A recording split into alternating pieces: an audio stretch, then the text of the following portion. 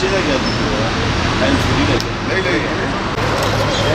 Öyle iş yoktu, güç yoktu.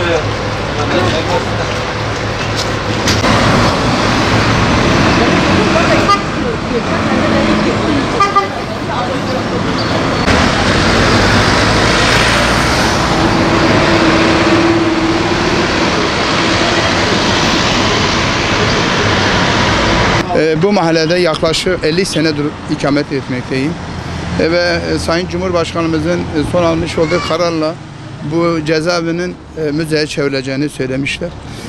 İnanın cezaevinin zaten burada olması herhangi bize bir getirisi olmamıştı. Sürekli bu mahalleyi geriye götürmüştü. Çünkü ismi üstünde cezaevi. Artı şimdi bize müzenin de bir getirisi olmaz. Müzenin bize herhangi bir faydasının olacağını da zannetmiyorum. Çünkü bu bölge daha güzel bir yerdir.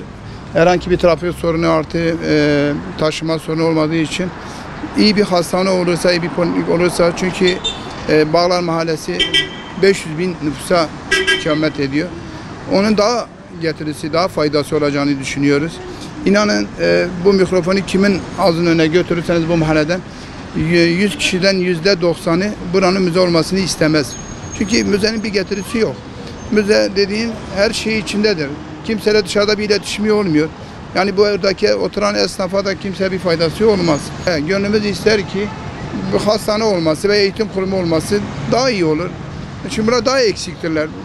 Bu müzelerin bize bir faydası yok. Biz öyle görüyoruz. O gözle bakıyoruz. Biz bir daha o İskender'in tekrar canlanmasını istemiyoruz. Giden gitmiş, biz hani o şeyle tekrar baş başa kalmak istemiyoruz. Vicdanımızla mahsebe olmak istemiyoruz. Zaten biz de burada yetiştik. O şeylere çok şahit olduk. O insanların bağırmaları, çağırmaları, feryatlarını çok duyduk. Artı mahalleye birçok insan o dönemde gözaltına alındı, fişlendi, işinde gücünden oldu. Hiç alakası olmayan insanların bile mahallenin baskıları, basılmasıyla o insana bile fişlendiler. Herhangi bir olaylar ilgisi olmayan insanlar. İçeridekini vazgeçin. Ama biz tekrar başa dönüp o insanların o hallerini tekrar görmek ve yaşamak istemiyoruz. Bizim devlet yetkililerinden istediğimiz kültür merkezinden çok bu semt halkının, bu Bağlar halkının hastaneye, semt polikliniğe ihtiyacı var. Burada derme çatma iptidai yerlerde tedaviye gidiyorlar. İşte özel bina altlarında kiralık yerlerde aylık 80-100 milyar kirayla hastanede tedavi olmaya çalışıyor. Onun yerine burada bir semt polikliniği olsa, okul olsa daha faydalı olur. Yoksa şu an halkımızın elzem ihtiyacı işte müze, kültür merkezi değildir. Çünkü bunlar sık kullanılmayacaklar. Şu an halkın bu semtte en acil ihtiyacı semt polikliniğidir. Ve bunu devlet yetkilileri ciddi manada kira ödeyerek çok yakınımızda 200-300 metre aşağıda kiralık aylık 80-100 milyar kira ödeyerek duyduğumuz kadarıyla gidermeye çalışıyorlar. Onun yerine bir semt polikliniği olsa bence daha faydalı olur. Yani burada 25 yıllık esnaf olarak benim görüşüm budur. Ya cezaevinin yıkılması güzel bir şeydir. Sonuçta açık yarayı kapatmak her zaman faydalıdır. Yani halk burayı gördükçe, eski anıları tazelendikçe halka çok yararlı bir şey olduğunu düşünmüyorum. Ama müze olmasının da faydalı olacağını düşünmüyorum. Sonuçta insanlar burada bu binayı mevcut haliyle görürlerse eski anıları depreşecektir. Bence en iyi şey yıkıp halka faydalı okul veya hastane yaparak halkın hem maddi manevi yaralarını tedavi etmektir. Bana kalırsa okul olsun, hastane olsun. Onun dışında da hiçbir şey olmaz. Biz zaten toplum olarak geri kaldığımız için, kendimizi geliştirebilmek için okul olmasını isterim, hastane olmasını isterim. Kültür merkezinin yani olması kişiye göre değişir. Benim kendi kişisel görüşüm hastane olması veyahut da okul olması daha faydalı olur. Bu bölgede zaten hastane yok. Devletin bir hastanesi yok. İhtiyaç var. Buna ihtiyaç var yani belirgin bir şekilde. Okula da ihtiyaç var. 60 kişilik, 40 kişilik, 60 kişilik sınıflar var burada okullarda. Bu cezaevi yıkıldığı zaman okul olmasını isterim. İnsanlarımızın daha eğitimli olmasını, geleceğe daha güvenle bakmamız için okul, o da olmazsa hastane olmasını isterim. Abim burası kültür merkezi olsa olmaz.